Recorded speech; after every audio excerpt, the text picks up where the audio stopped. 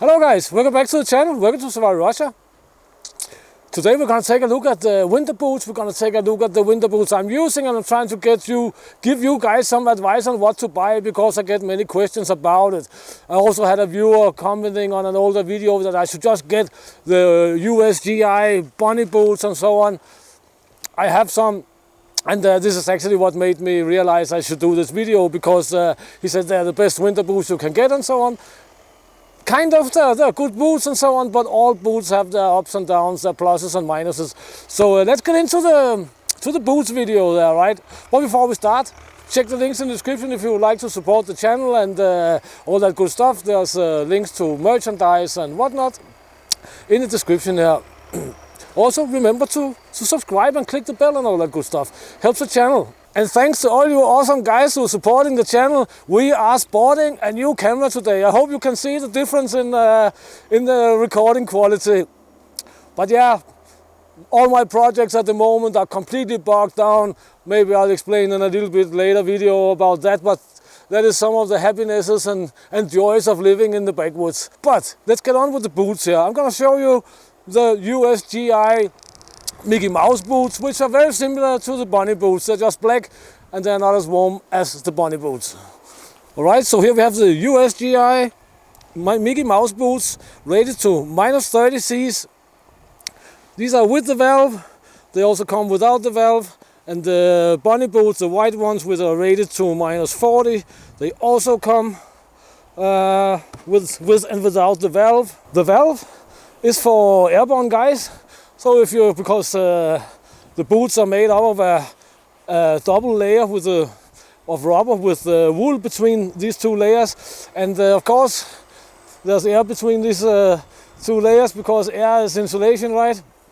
So if you are flying up high, your boots will start to pop up, and you will have no blood circulation in your poor feet. So that's what the valves are for. You just open them, but you better be sure that you close them when you get down in the ground level again, because otherwise it's gonna run water in and your boots are ruined. You'll never dry them out again. So, as this viewer said in the comment section, are these boots the best winter boots you can get? Absolutely not. But for some conditions, they are the best you can get. I'll say these boots here, they are awesome if it's not too cold, depending on what you have to do, of course, but you have to be active, right? If you have to stand guard in some shed or something like this, this is not for you, because they will get cold like most boots will, and we'll get into that. But also these boots here, they have zero traction, but they're pretty good with the snowshoes, I'll say. So if the temperature is between like -5 to -15, they're pretty comfy, especially if you are in a scenario where you will expect or experience a little bit wet conditions, you know, slush underneath the snow or something. If you're on a snowmobile, cross lakes and streams and this and that, these guys are good, but they are super heavy. And as I said, they have zero traction. These are not hiking boots by any stretch of the imagination. So here we have a completely different type of boot. These are Siberian hunter boots. They are super light. They weigh 700 grams each. They weigh 1,400 grams for a size 43. They are rated to -40, but you do not want to stand around in -40 in these boots. These boots are made for skiing, made for being active. And -30, 40 Cs, no problem. But you can see, these are very worn. They have an insulated sole here, and then they just have this wool sock, basically. And you can see, these are very worn. I use them mostly at home, and you know, when I have to just get out and tra-la-la-la-la. So here we have a good example of some very, very specific winter boots. Yeah, you can use them at -40 if you're skiing, and there's the guys who make them. I'll link to them in the description, because they're cool guys. It's a family business. So very, very specific boots, and these boots you can of course also not use in wet conditions. But many people forget that when it's like -10 and below, around -10 Cs and below, you will not experience wet conditions any longer unless you are on a lake where you have water running over the ice and you have slush under the snow and all that funky stuff, right? So here we have a type of boot which is very, very, very popular in Russia. Why are they popular? Because they're actually pretty warm. They're very, very budget friendly and very light. These boots are called EVA boots. They are basically just a foam boot. They're basically made of the material the Crocs are made of. So they can of course rip and all that good stuff. And another thing is that you can see they are slightly deformed here. This is a good example here. They don't like campfires, not if you're too close. They will deform, and that is of course not so great. But they have an inner sock. You can of course use a wool inner sock, whatever you want, but I just use this guy here. Then I change the original sole out with a wool sole. And we have a waffle pattern down here. I don't know if we can see it. I think we can see it actually. Well, these boots here, they are, as I said, very popular in Russia. Almost in the cold climate or cold regions of Russia, almost everybody uses this type of boot. There are different, you can say, different price ranges of these boots here, right? But they're generally pretty budget friendly. And maybe they cost about $25–30 or something like that. $20–30, depending. But here we have another kind of set of boots.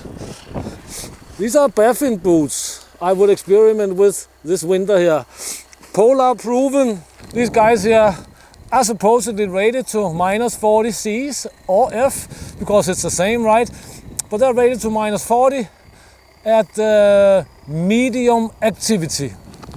So what's the construction of these guys here? I don't remember what they're called, but I'll put it on the screen. The model name here. I don't remember. Colorado. It's a Colorado boot. Pretty much the same construction as the Russian boot. We have a very, very thick inner boot. But this boot here, anyway, the inner boots, they're made in China, not in Canada any longer. I have very bad experiences with that. But this is the boot itself. I would expect it to be made in China as well. Polar proven, warmth and comfort through technology. Yeah, let's see about that, Baffin, because the inner sole, I'll most likely change this out. And we have no waffle. We have no waffle sole down here, but I'll most likely change this guy here out at some point with a wool sole. I don't know.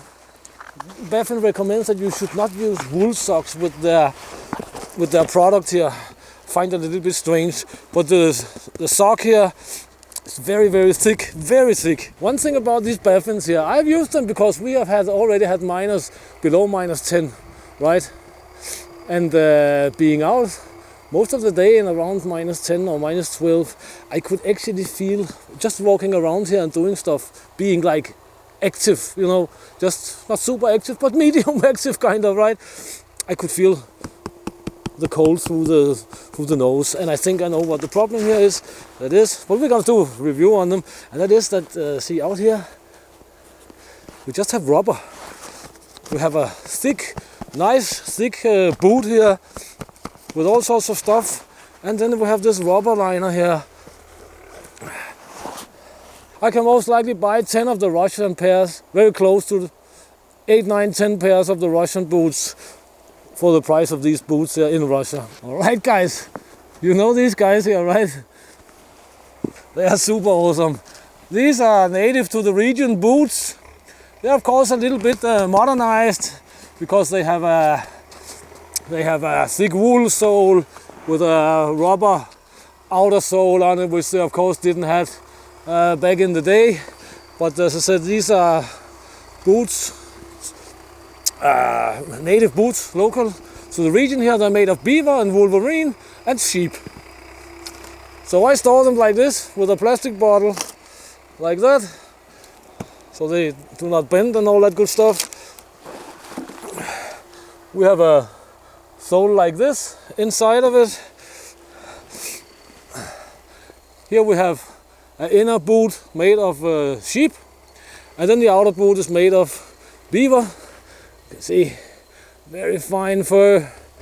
It's made of beaver and wolverine. These boots here, they are the only boots I've tried which I have not been able to feel any cold through, just standing around at -20, -27 at night around the campfire and all that good stuff in the forest.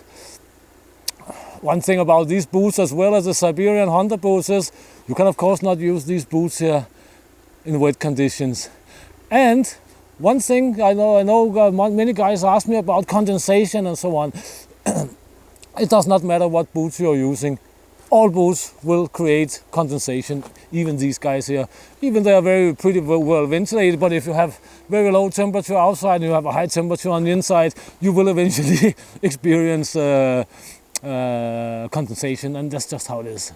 Some will condensate more than others. The Russian boots here, if it's really cold, below -30 or something, and you use them a lot and really been active, sometimes this inner sock here can actually freeze to the outer boot, but it's just pull them out. But it can actually happen.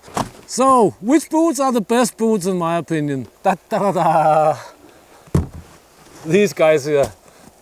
The Russian foam boot, or it doesn't matter if they're Russian, but anyway, the foam boot here is, in my opinion, for all-round winter boot, by far the best boot. -20, no problem. +5, no problem. They're waterproof. Yeah, they create condensation and so on, but who cares? They're easily dried out. I mean, the boot here dries out fast by itself. Doesn't need to be dried around a campfire or anything. You can pull out the inner boot, dry that around the campfire or in your tent, if you have a hot tent around the stove or something like that. And you can even wear these without the inner boot around the campfire. Excuse me, the COVID remains, but yeah, this is, in my opinion, the best all-round boots, because, as I said, I can buy 10 of these or 9 of these for the price of the Baffin boots. And I think these are actually warmer than the Baffin boots. But we'll test them whenever we get down in the real winter temperatures here. Alright guys, that was something about winter boots, and hopefully this will help you be able to choose your winter boots a little bit better. So please check the links in the description. Please consider supporting the channel and all that good stuff. And until next time, get out and train, get it done, do something awesome, and see you in the next video guys. Thank you very much for your time.